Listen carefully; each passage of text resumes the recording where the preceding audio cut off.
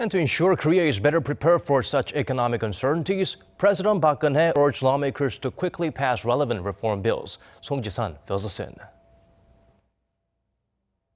Next year's growth outlook has been cut to 3.1% from the initial outlook of 3.3%, reflecting economic uncertainties.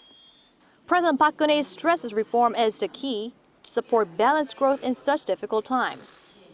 Meeting with ministers about next year's economic policy, President Park stressed the economy must be put back on track so the people can feel its recovery in 2016.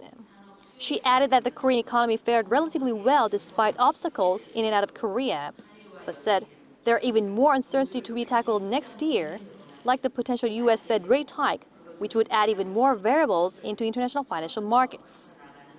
She again called on lawmakers to proceed with reform bills to boost the economy, saying they're looking away from outstanding issues. 국민이 간절히 바라는 일을 제쳐두고 무슨 정치 개혁을 한다고 할 수가 있겠습니까? 국민이 바라는 이 일들을 하는 것이 정치 개혁의 출발점이라고 생각합니다. 부디 올해가 가기 전에 일자리를 갈망하는 청년들의 요구를 저버리지 않기를 바랍니다. The presidential office has already called on the National Assembly multiple times to expedite passing those bills aimed at reviving the economy, but lawmakers seem to be more interested in dealing with a bill for next year's general election, with the National Assembly Speaker officially declined to call on Wednesday.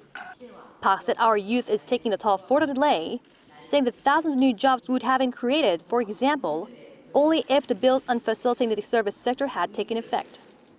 일하고 싶어하는 이 젊은이들의 잃어버린 시간, 잃어버린 인생을 누가 보상할 수 있겠습니까? 우리 미래 세대에게 더 이상 죄짓지 말고 지금이라도 실행을 해야 합니다.